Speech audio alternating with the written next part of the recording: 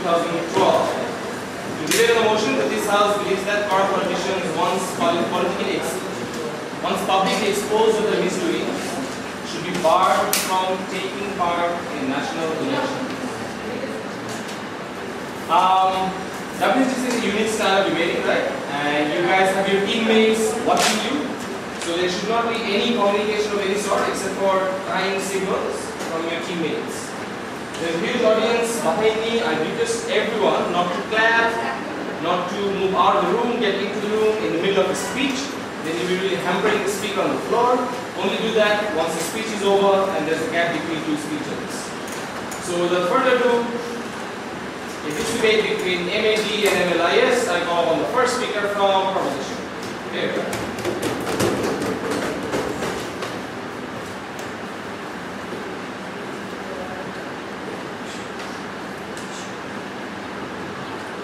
Ladies and gentlemen, today Team Manara proudly propose that this House believes that corrupt politicians, once exposed of their misdoings, should be barred from taking part in national elections. Corrupt politician. By corrupt politicians, we mean members of political party practicing corruption, of course, and publicly exposed, that is, it has to be revealed by news media of their extreme corrupt practices. It can take any form, print, online, or over television, and causes a national outcry. People of all levels of the society recognizes them and understand that they are no longer credible to be a leader of their nation. And then we believe that our model is such that Election Commission, understanding the situation and when they see and check that there is a public exposure of extreme corrupt practices, they will disallow them from participating in national election. And we believe that every politician has a right to actually come up to counter their negative allegations, and they can do so, of course, in the status quo through three things: a press conference, ministerial investigation, and court rule. Once they fail to use these tools to actually prove their innocence, it is high time that media highlights their true picture and tell the whole world that as he's a corrupt, he can be banned by Election Commission once and for all from participating in national election. Now, in order to prove our case, we have three arguments. First of all, we will show you how we preserve the essence of national election. Secondly, we will be showing you how we minimize the potential damage by such corrupt politicians. And thirdly, how it is going to come up and talk about the message we send to the national and international community. Now, if we look at why do we need this motion in the first place, we need for four basic reasons. Number one, we want to keep the election clean because it is meant to be clean and fair and has to have the best candidate possible for a nation to run for the next 5 years. And secondly, we want to pressurize the politician to clean their image if they really claim to be innocent, and that we do by banning them if they fail to prove their innocence. And thirdly, we send a strong message to the political parties, national and international community. And fourthly, we will show you how our policy is actually going to ensure more flow of future leaders who are going to do better in terms of corruption. So now if we Now if we move on into the first argument. If we look at barring people from participation in national election, why do we want to ban people just because they are publicly exposed? We believe once a person is publicly exposed of corruption, being a political leader, he has lost his credibility. Why? He is not a professional like anybody, like an engineer or doctor.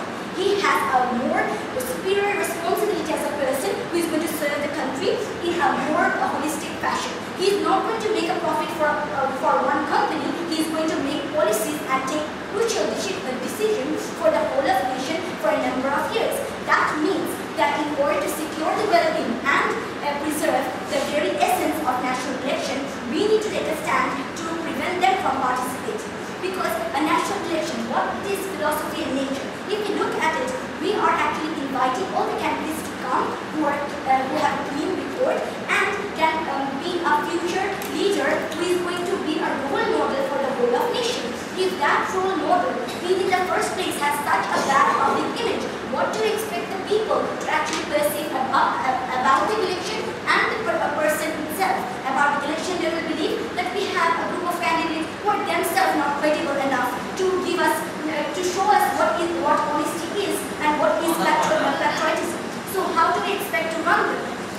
people have a small number of selection to pick from, and also we see that in the second layer, no thank you, also we see that in this nation, the nation is given the image that such corrupt politicians are widespread even in the national election. So of course, we cannot expect much from politicians.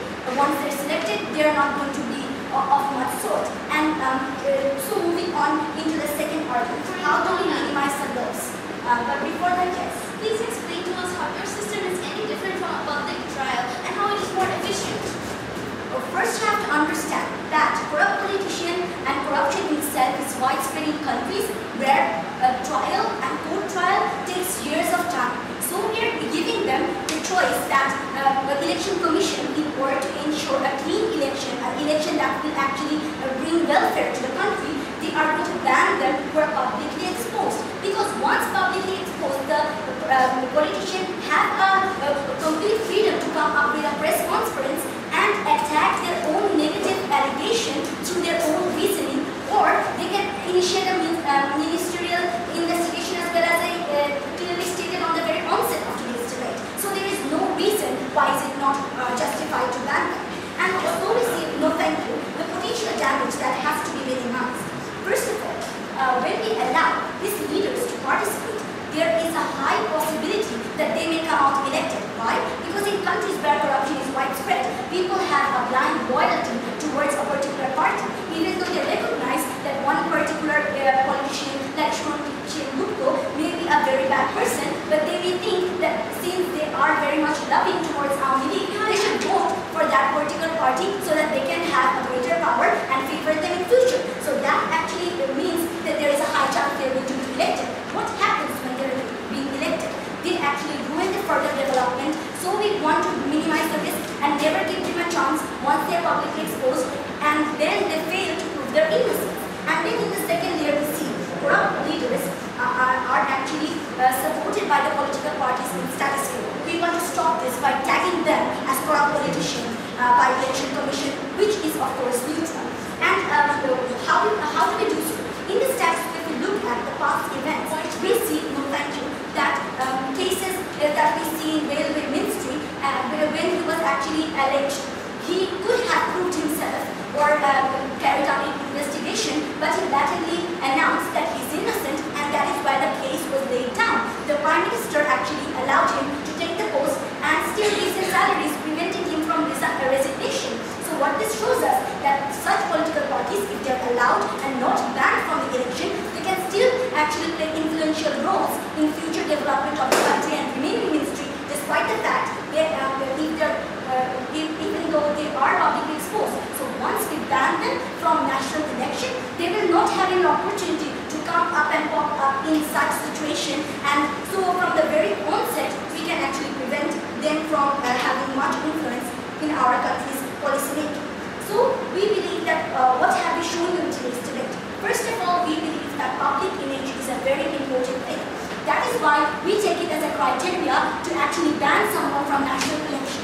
Because we believe that each individual in today's world has got the opportunity to prove their innocence by three ways we have already mentioned: press conference and ministerial investigation and court of truth. They can prove themselves. Also, we all know that media is robust and highly competitive, that it can actually give a right thing and show the true picture, because there are so many news channels that they give a comparative and check and balance analysis. So there is, of course, you can highly rely on them. So for all these reasons, when we look at the holistic picture, it is our motion that stands today to ensure the development and well-being of the country by removing corrupt politicians who have been believed by the whole society to be a bad guy. Thank you. Speakers spoke for 8 minutes and seconds. Thank the Prime Minister for speaking. The first opposition.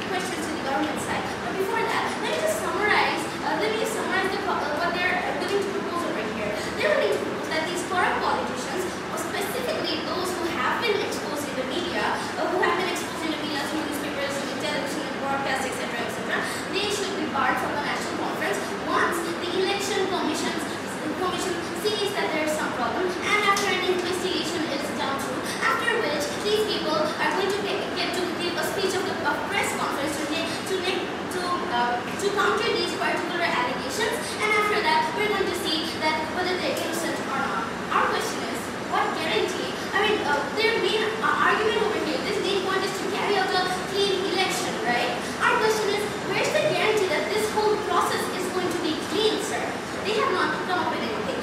Moving on to detailed questions, Honorable Speaker, they have said, they have said that the election commission, they're going to come up and they're going to investigate, right? And who is going to be doing the investigation? When we asked them, what is the difference between a public trial and this, they told us that public trials take longer. What guarantees is that these elections, who are the ones who carry out this particular election investigations? They're the criminal justice system, right? Who are the ones who do these trials? Who are the ones who investigate these trials? The criminal justice system, sir. So it is just how the public trials are just as they are inefficient, the public trials, so is their model today, sir, with more loopholes over there that I shall be explaining in my speech today, sir. They have talked about how media is going to help us, right? But Honorable Speaker, as far as you know, most of the owners of these particular newspaper companies, these television channels, they are politically biased, sir. One either supposed to be NP, the other one supposed to be Army. So there's no guarantee over thereof, and there's no guarantee that there shall be non-biased and impartial information that is being sent into the public, Honorable Speaker. And also, Honorable Speaker, even if you do give a chance to let these people start asking questions, start clarifying themselves, obviously these politicians aren't, what if they are actually corrupted over there? They will come up with things because they have powerful people backing them up. They will start making up alibis over here. Furthermore, the problem that's going to take place is, since you're making this more exposed and public, then there's going to be a public uproar. This matter is going to get bigger, and other people will get involved in this particular matter over there. That's going to create a bigger hassle, because the criminal justice system, without the public interference, is already slow enough. If the public start interfering over there, they're also going to get even more slower over there, sir, because people are going to want to know more. Media is going to get extra attention. Media is going to go through yellow journalism just to sell their information, sir, which is going to make the ministers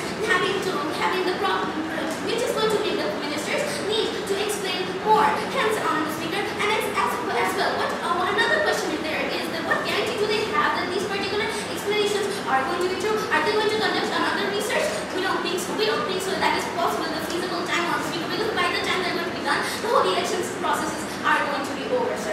So their problem over here is that they want to stop these people from being elected, right? So why don't they stop these people from being elected? So our problem over here is that why don't you, since these people are already exposed into the public through the media, of course, the public is going to start thinking that should I really support the Hirunjit Sen Gupta over here, because we're not media, Honorable Speaker.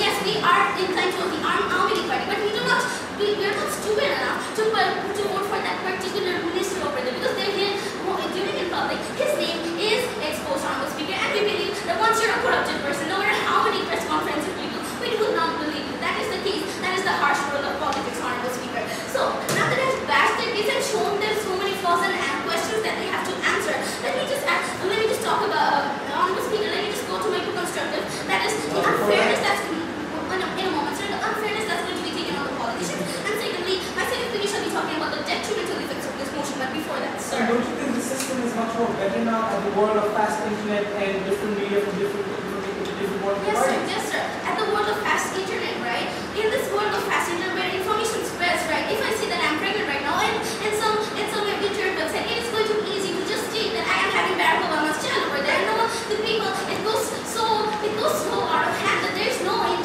proper way of finding out the source in countries, especially like Bangladesh, and there's no way of verifying this information within the time that they have stated. You need to give clear, a more efficient system, sir. So moving on to my first argument, that is the unfairness not taken back. Then it's the unfairness on the politicians. Firstly, Honorable Speaker, since I've already established that these particular media are biased towards different political parties, the CJS is going to take a lot of time to verify, then there's a higher chance of these people being framed over here. What have they talked about over there? That they give press conferences, which people are not going to believe, because people are that shallow-minded, sir. People, if you have a bad impression on a person, that good impression stays, sir. So that becomes unfair on all the politicians.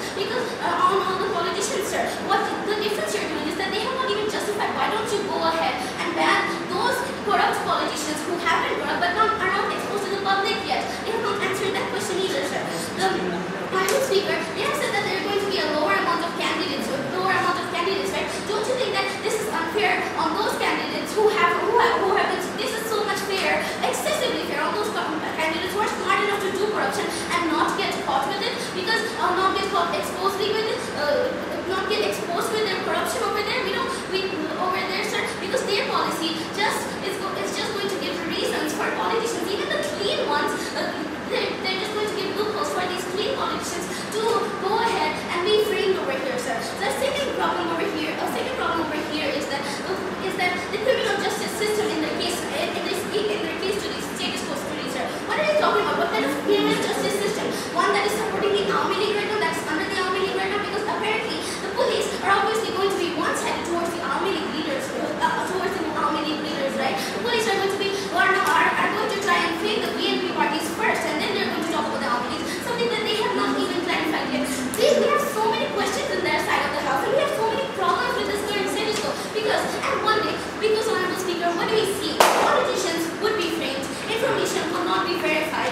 There's not going to be this la-la-land clean procedure of national elections that's going to take place. So what have I talked about you today? How it is unfair on the politicians, right? How it is unfair on the politicians, and how exactly is it different from a trial? Because as far as we all know, a trial, letting people go through a trial, is going to take evidently going to take the same amount of time. It makes them completely guilty over it. Whereas the other politicians who go after a trial and say that I have been proven innocent, they have solid grounds on staying in the national party on the national elections, sir. So what do we have to say at the end of the day? We think that their case is filled with loopholes. We think that our case gives more unfairness towards these politicians because in the harsh scenario of Bangladesh and India and other countries where politicians are being framed, where the information cannot be verified as soon as possible, sir, we do not think these types of motions can be passed. And at the end of the day, to a clean election, can a clean election actually be done? We don't think so. But wait,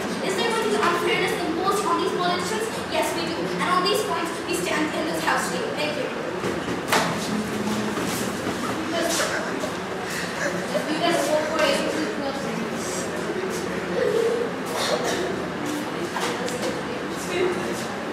Thank you for your speech. You can second speaker from government to the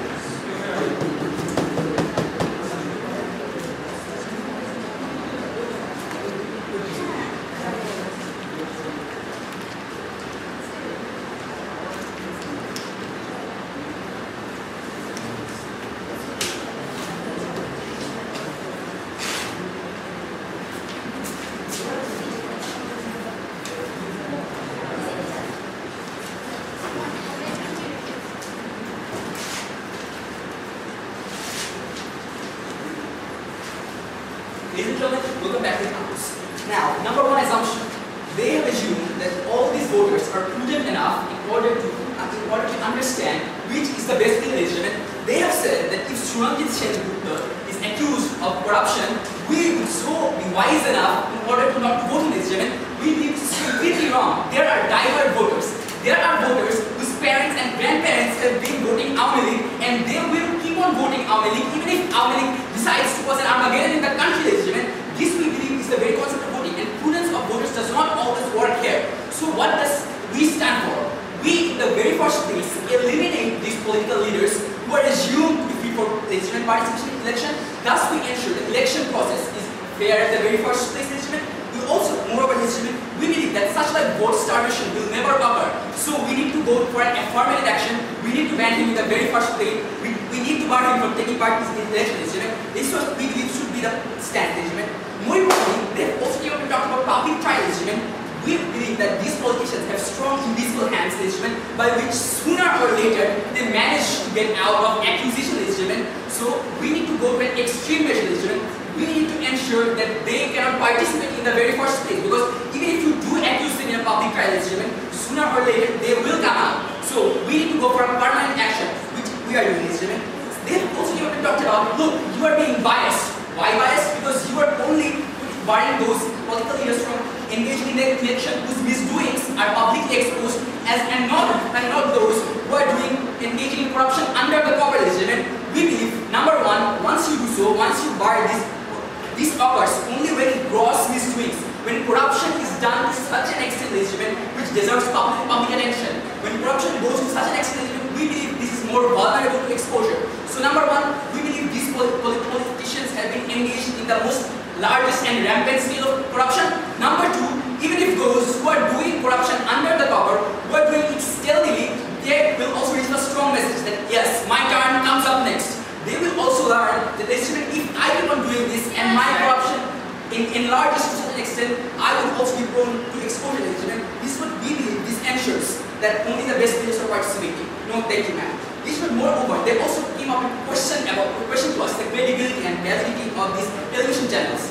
They themselves came up and considered the fact that these channels have starting affiliation with the Army or BNP regiment. We believe in such an age when there is not a single regiment, when there is not a single television channel regiment, so we believe such information will come out from each and every one of our respective regiment, and we believe this one-sidedness, this only inclination towards Army would not occur in the very first place regiment. So we believe this check and balance mechanism that the affiliation of these television organizations being spread out to this large number of groups regiment, this in fact ensures that there is not completely inclined towards one side.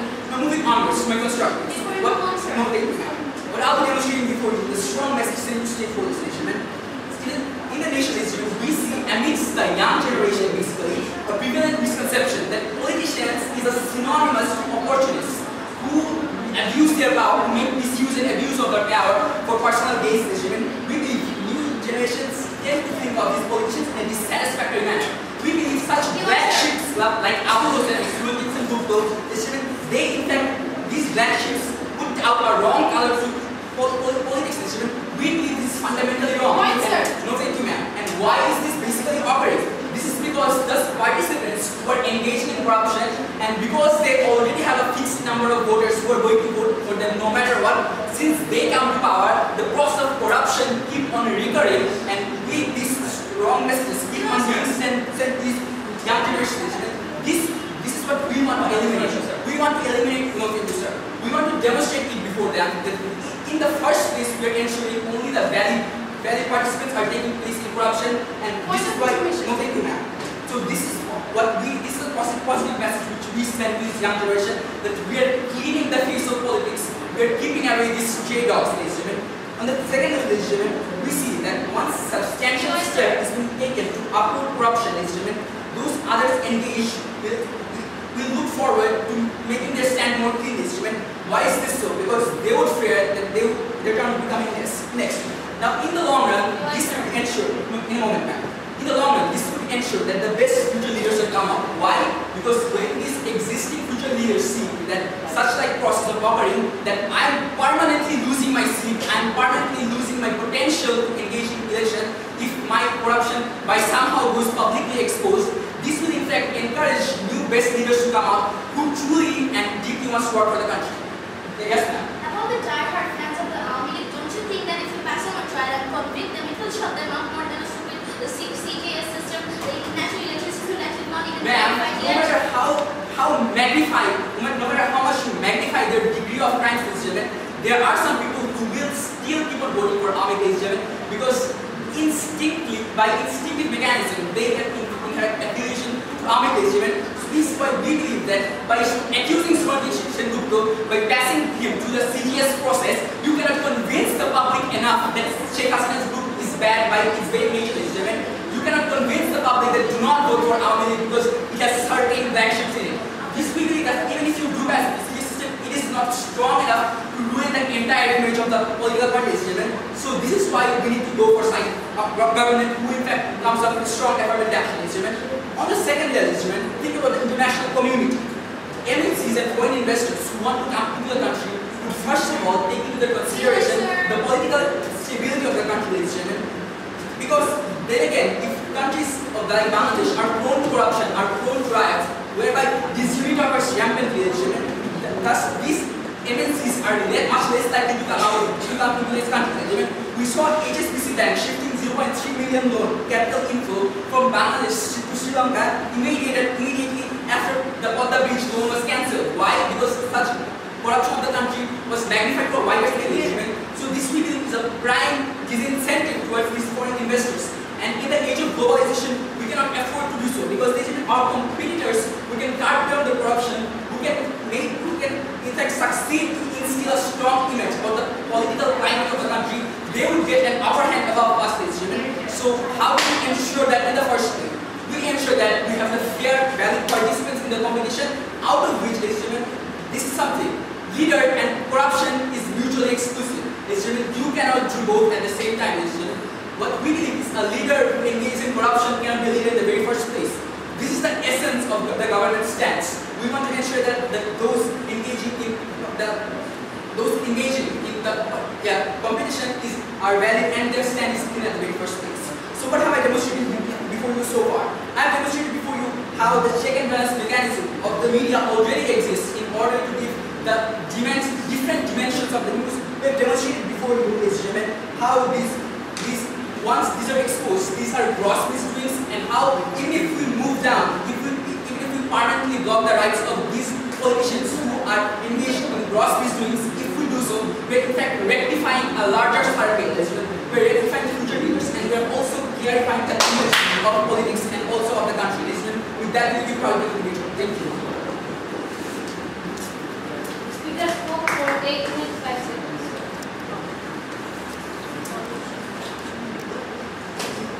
Thank you, gentlemen, for your speech. And for the second speaker from opposition.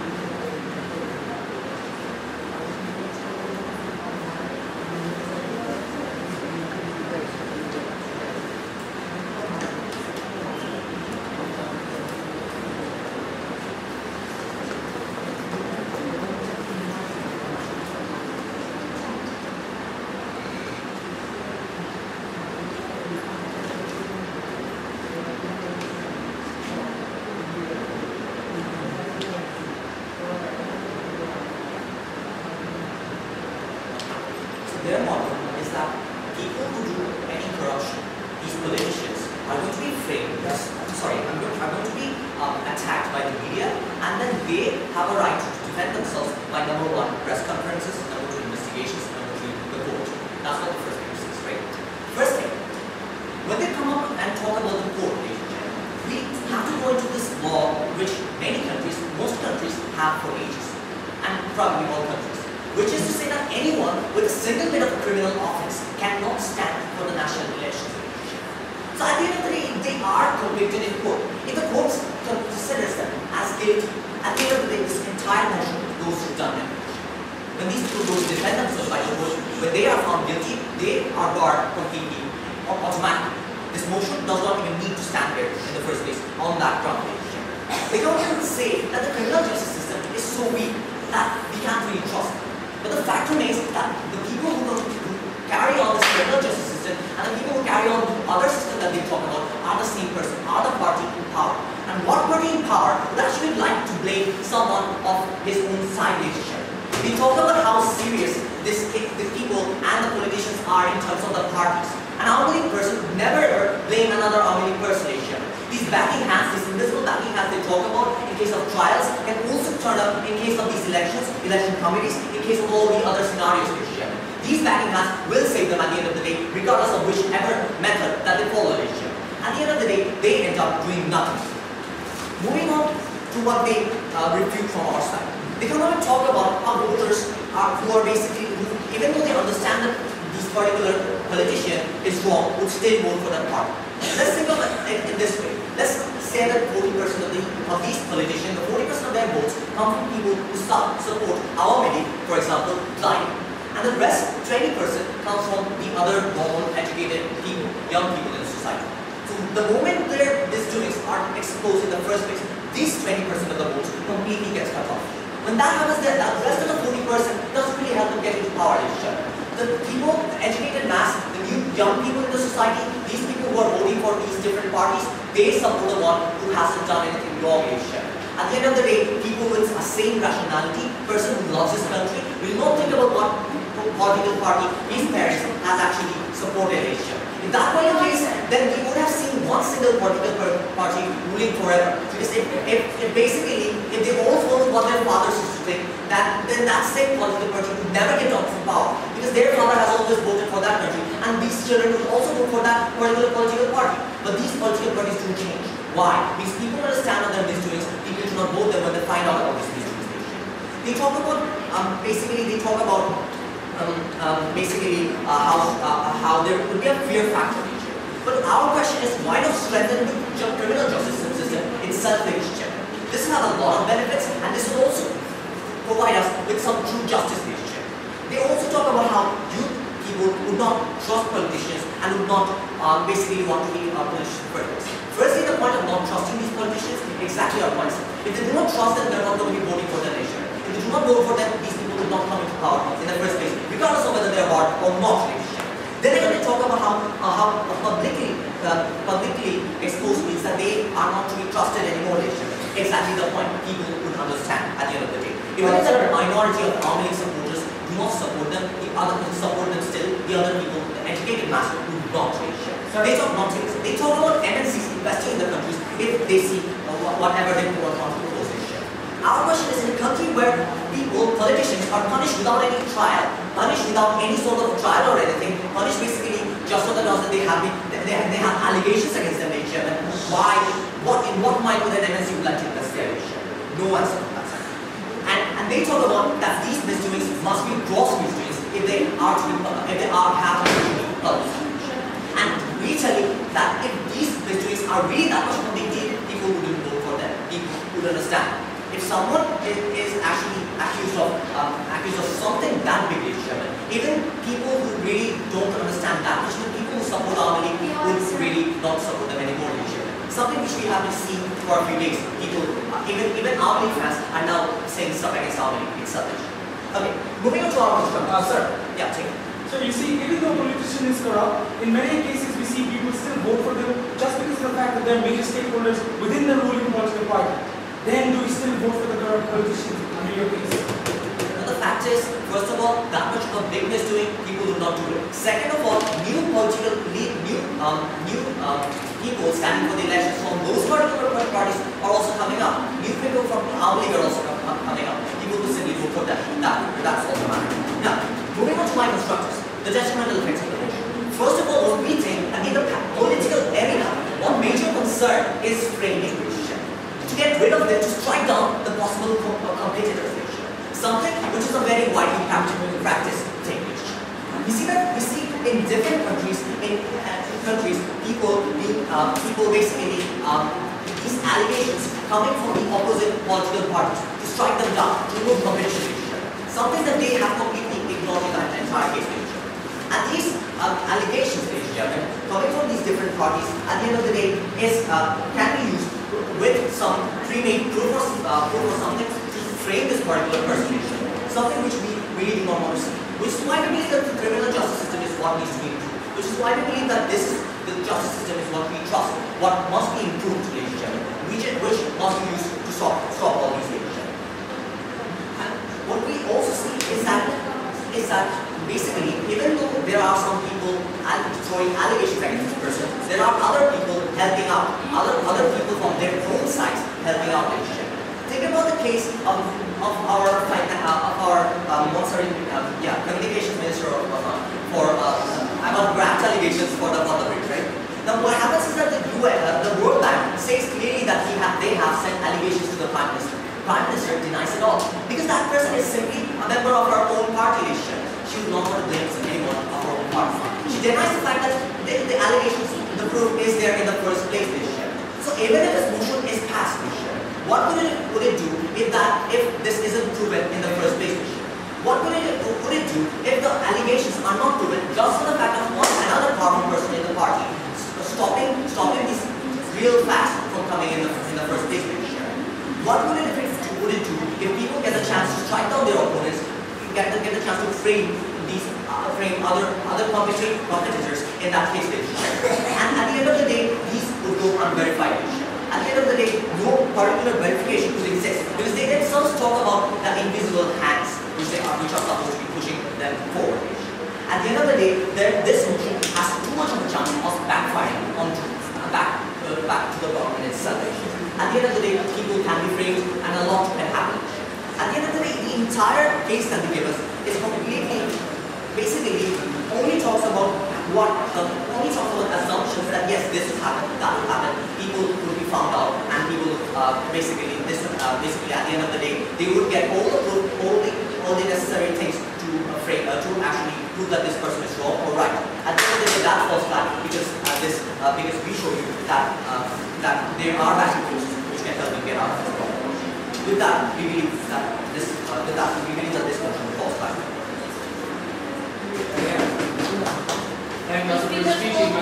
8 minutes to answer. Thank you for your speech. Invite the government with you.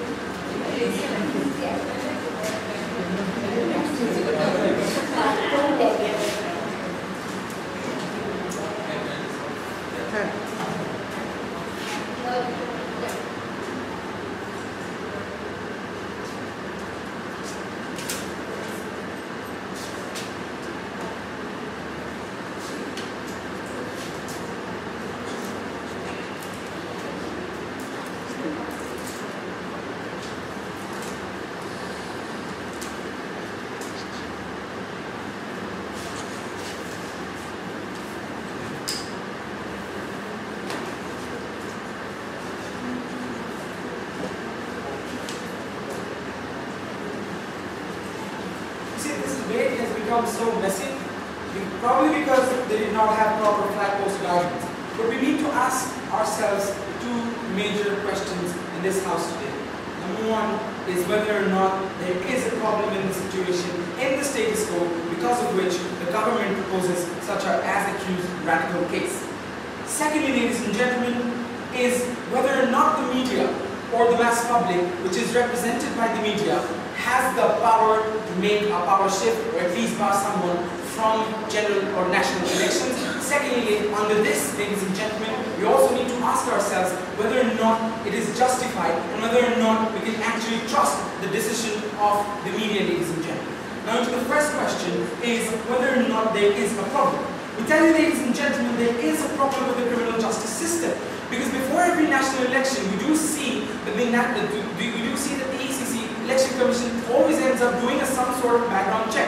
Every single allegation against the ruling party is basically halted, ladies and gentlemen. We see there are bails given to people whether or not they need it or not. So what we see is, ladies and gentlemen, the criminal justice system is actually made into a puppet by the ruling government, where the government halts investigation, regardless of whether the investigation is properly carried out in a justified manner or not. The first problem is, ladies and gentlemen, investigations are halted. And when investigations are halted, ladies and gentlemen, a potential corrupt politician is then allowed to do elections, ladies and gentlemen. Then what do? Do we vote someone who is potentially corrupt? We say no, ladies and gentlemen, there should be some check and balance method.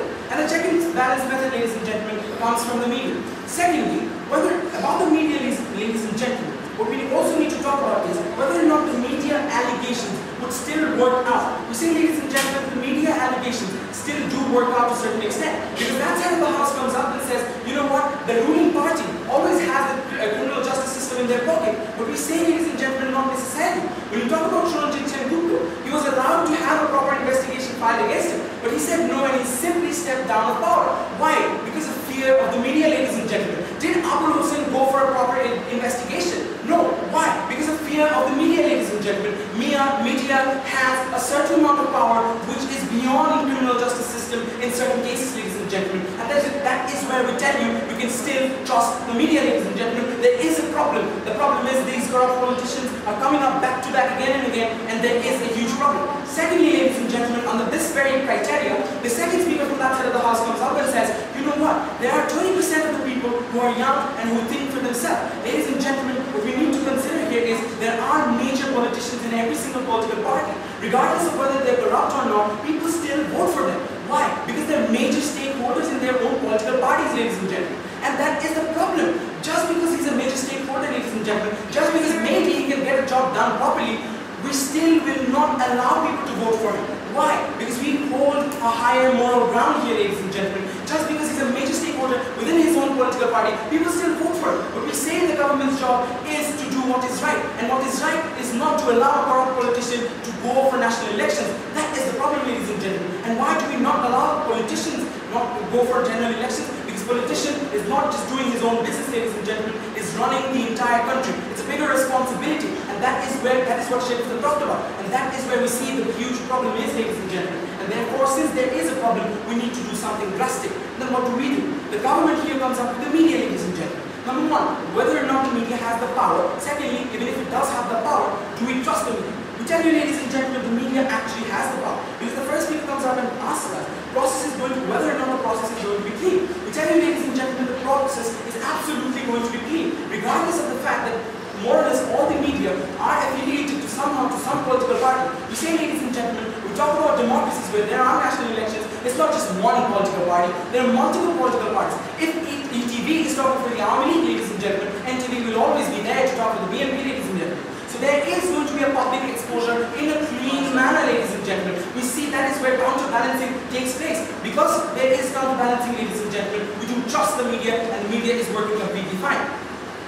Now, secondly, ladies and gentlemen, under the second layer, whether or not the media is biased. You see, ladies and gentlemen, media generally is not biased. Why? Because it needs to sell its own news. Number one, ladies and gentlemen, when we talk about Rupert Murdoch and his news of and his allegations of attacking the phone, ladies and gentlemen, his own newspaper agency, The Guardian, was actually talking against him. Why, ladies and gentlemen? Because the media needs to sell its news. It cannot just write something which is utter bullshit, ladies and gentlemen. People want what is right, and therefore the media is forced to tell people what is right, ladies and gentlemen. And that is where we see that the media is working completely fine. In case of Rupert Murdoch, ladies and gentlemen, even though NTV is owned by Falu, ladies and gentlemen, we still see NTV talking against the BNP, ladies and gentlemen. This is how media functions. Because in order for media to function, it needs to sell what is right. And therefore, ladies and gentlemen, we can absolutely trust what media is doing. Yes? Exactly. Where do you think that the media gets the information from? The CJS, right? And what the CJS is Not the necessarily. issue, problem. Not necessarily, ladies and gentlemen. You see, CJS gets the information about a crime or potential corruption when somebody files a case against it. But this is where the government, the ruling party, takes its hold. The ruling party is simply going to shut you down. And that is where the media comes up, ladies and gentlemen. The media gets to know about it because media has agents everywhere around the world, ladies and gentlemen. And just when media gets to know about it, it gets a public exposure. And when it gets a public exposure, ladies and gentlemen, corrupt politicians who are taking over 14 crores step down, and as has happened in corrupt countries such as Bangladesh. Now moving on, ladies and gentlemen, in under this they have also talked about the fact that we're going to make up alibis. We believe, ladies and gentlemen, that is not possible anymore. Because when you talk about free media in developing nations or developed nations, ladies and gentlemen, there are always clean procedures of investigation taken by the media, ladies and gentlemen, and that is where we see alibis are not taken up, and it is not so easy to take up alibis, ladies and gentlemen. And if we do talk about Abu Hussein, ladies and gentlemen, the government tried to take up alibi instead, or government wanted to use an escape goat, as in case of the secretary, ladies and gentlemen, because the government was the first one to fire the secretary. But what you see is that the media exposed that it was not the secretary, ladies and gentlemen, it was the minister. And then what happened? The minister had to step down. You see, this is the power of the media, ladies and gentlemen, and the power of the media outrules the power of the criminal justice system in these societies, and that is why, ladies and gentlemen, we go for the power of the media. Lastly, ladies and gentlemen, they also talk about the fact that what about the ones who do not get caught, and what about the ones who do not get publicly exposed? You see, ladies and gentlemen, if you do not get publicly exposed, it certainly, to a certain extent, shows that you have not done such gross misdoing. Even if, ladies and gentlemen, even if there is a gross misdoing, what we also need to understand is, ladies and gentlemen, when you introduce this method of criminal justice system, there is going to be deterrence, there is going to be hindrance, ladies and gentlemen, there is going to be a fear factor working. And when there is a fear factor working, ladies and gentlemen, we prevent potential crime. That is what my first speaker and second speaker talked about, ladies and gentlemen. We promote a healthier election, ladies and gentlemen, preserve the spirit of elections, because we're actually providing a fear factor, we're providing a deterrence, we're providing a hindrance, which promotes the fear factor and hence, ladies and gentlemen, preserves the essence of national elections. Secondly, what this also does is, ladies and gentlemen, it decreases the potential damage, and that is how we link back to our entire case. But lastly, ladies and gentlemen, we need to ask ourselves, what is the message that the government sends to the entire society, the world today? The message that the government sends today is, ladies and gentlemen, is that regardless of whether you're a big person or not, regardless of which political party you come from, regardless of your post, what simply is true is that if you are corrupt, you do not get to run the elections, ladies and gentlemen. We hold a higher moral ground, ladies and gentlemen. Even if this case is not feasible for all the politicians, even if for one politician, ladies and gentlemen, we uphold the higher moral ground and prevent potential damage. Thank you very much. Speakers spoke for 8 minutes, 18 seconds. Thank you for the speech. You have the third speaker from opposition.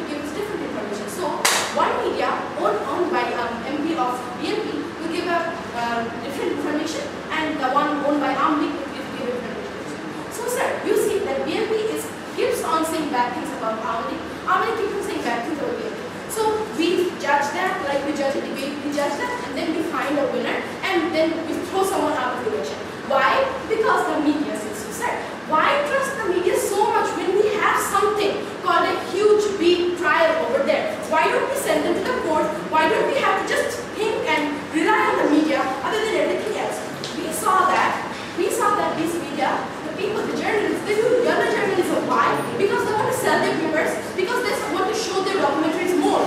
So where does the question, where does the idea of yellow journalism go when this point side of the house speaks? They keep on saying that these journalists, they are very big investigators, they know everything, they give the solid information. That's what they actually say. But where does the point go that media actually gives us false information at the end of the day? Where does the point go that this misinformation actually keep on changing every day on the same topic? Every day different sorts of news are coming on one same topic. Different sorts of news are coming on some other day. Let me give you an example. A few months back, a couple was murdered in Dhaka. So at first they thought that this wife was having extramarital affair, so it was a murder within the family. The next day, they say that it was something related to their job, so the government got them killed. The next day, they say that it was the owner of the company for which they worked for, that owner was killed. So, do we believe the media? Each media gives us, each media gives us different news the next day. So, on what basis do we believe them? So, do we pick a date that on this date we will believe the media or not on this date? We do not get that point. On the second, so when we weigh this out, we see that the media is unreliable. So, that point falls flat. On second level is that what is the guarantee that this election commission is clean? So there is no guarantee that this election commission is completely preposterous. When they come up and tell us that we will believe on the election commissioner. Why? Because in the first place we see that people of our own country do not believe in the election commissioner and they want an emergency government. So when we see this, we see that there is no faith in this election commissioner.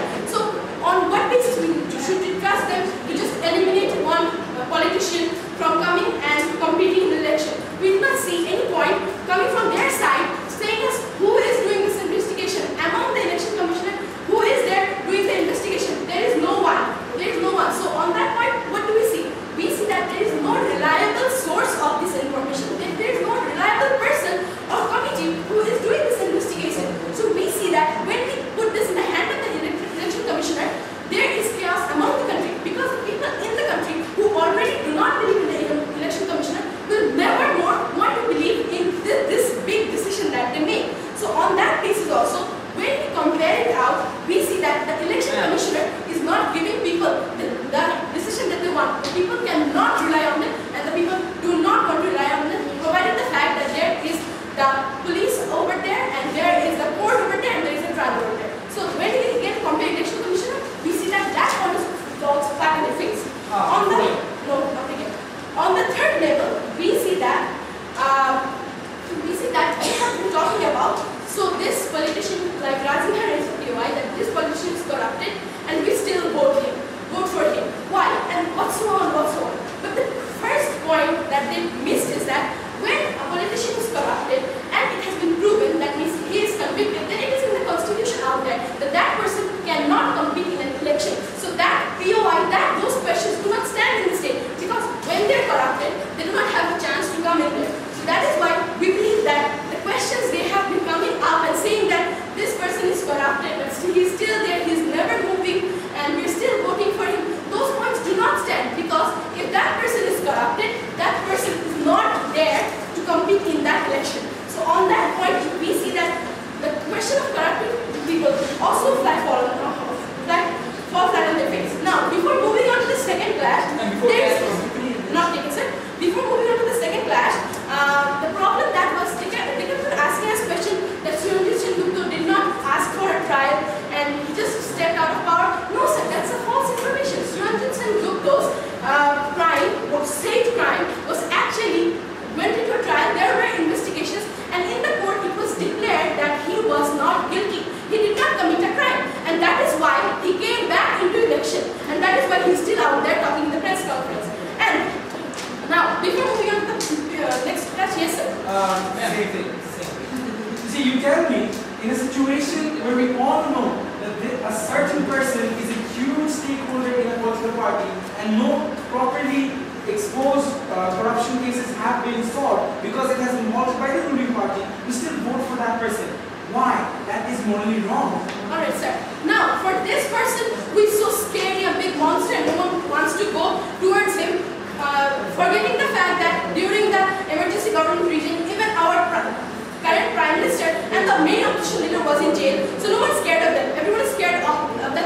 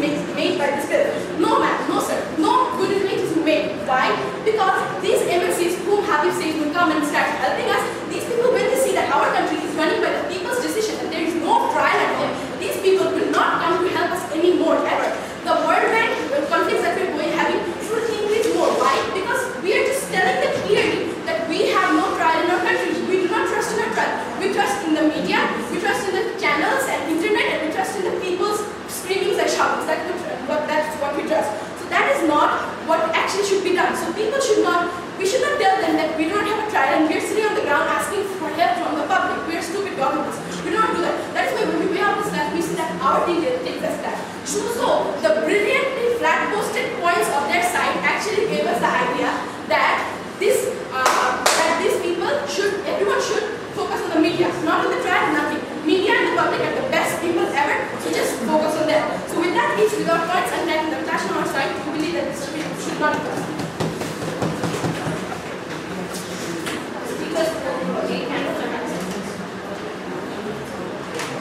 Thank you for our speech. Now you move on to the price speeches. Start with the opposition.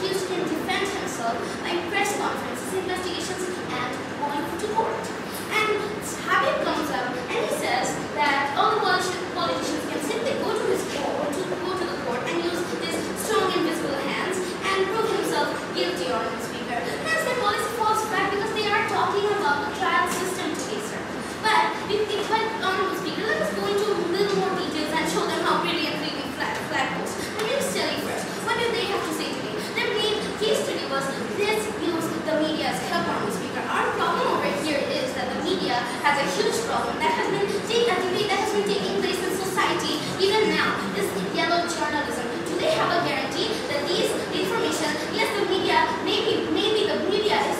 The media is not liable if they expose any untrue information or if they exaggerate any information. So do we think that this is actually advisable that all these exposed information and all this exaggerated information healthy, right? Are these exaggerated information healthy right before the national elections? We do not think so. So that's then the question that if you really want an investigation to take place in such a hot topic, obviously, then the trial people, the criminal justice system already has a push that yes, these are the politicians. We need to hold these investigations as soon as possible. The only reason why they said that why this cannot take place is because these trials take a long time. That these trials are halted on the speaker. What if some sort of scandal takes place right 2 days before the election, sir? Can their side of the government, can their criminal justice system election committee go ahead and research it? We don't think so. Even they will halt it over there. The difference over here is that through a trial, there's going to be exact, solid legal background saying that yes, he was convicted or no, he was not convicted. In one way, this is going to be good in one level, in two levels, sir. Firstly, these particular Almedic people that are going to come, Almedic people, BNB hoarders and BNB fans, they have a solid reason as to why that they cannot vote for that person because it has been already passed on in the court. Whereas in their scenario today, public uproar can take place on the speaker. People will say that since there has not been any proper evidence, proper trial over there, we do not accept it on the speaker. What have they said to that? Nothing. They have said that their problem today is that person might get re-elected on the speaker. Then what is the problem with the trials? That they're halted? Even their cases, even their trials are halted as well. So we do not think we think they need to come up with a better alternative over here because we still stand on the side of trust today. We have to identify the problem that because of this particular media's yellow journalism that is one of their key stands today, politicians can be framed because they are biased on the speaker. How much can these particular people who are fans, who are diehard fans of these political parties, how much can they go ahead and trust the media? Because no matter what the media is going to say, they shall be having their own beliefs, and the only efficient way enough is to a trial, something that they have been ignoring again and again and again. That is why on the speaker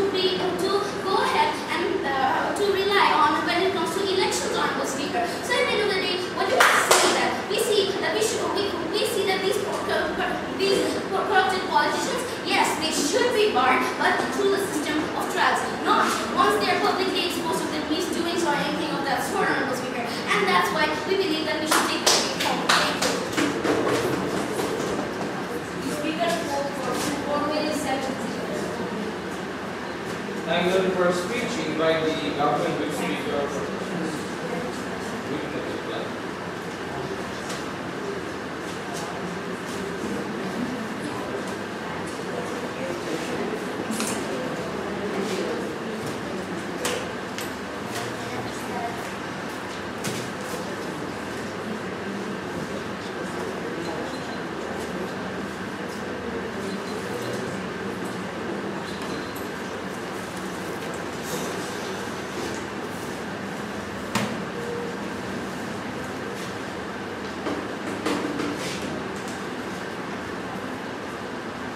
Ladies and gentlemen, if you look back at this whole debate, what did it give us to?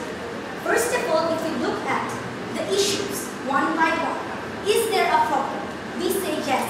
What is it then the problem? The problem is simply this. Right now, there are so many cases against corrupt politicians, but none is actually tackled fast enough by CJS. Why?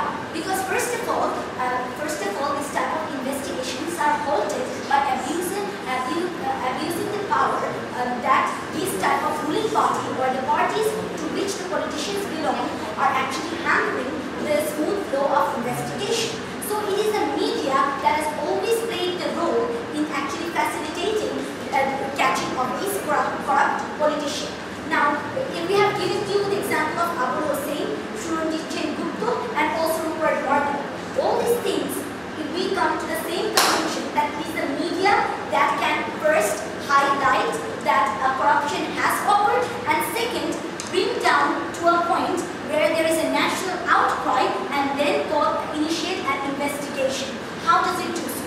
Even in developed country like Britain, where there is no doubt that the court is so strong, Rupert Murdoch for decades have been involved in phone hacking. Nothing happened. It only happened with The Guardian, who wanted to sell its information, who was super competitive and wanted to actually sell off its hot news that Rupert Murdoch has been involved in phone hacking. That initiated the investigation. Never before was an investigation initiated. That is exactly where we come in and say investigation started by giving the politician under a condition. Once you're publicly exposed, we give you a time to prove your innocence, and there are options before you, as I have said in the very onset, that go on, explain to the world that you are innocent. Initiate a ministerial investigation that they don't do right now. Why? Because the ruling party said you don't have to do it. We will keep you here. People will forget about the issue after a few days. You can go and participate in the election again.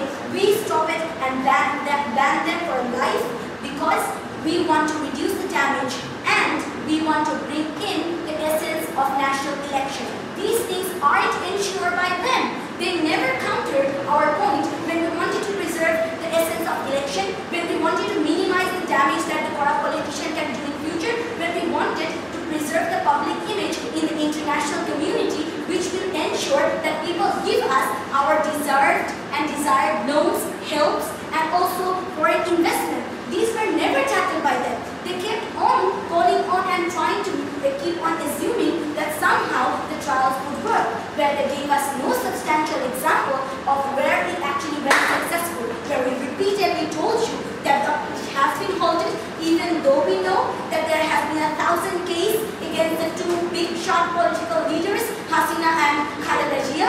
Still they are in the post because they have never considered the public exposure they got. We never told them that we're going to ban you unless you prove your innocence, and that is exactly the problem lies.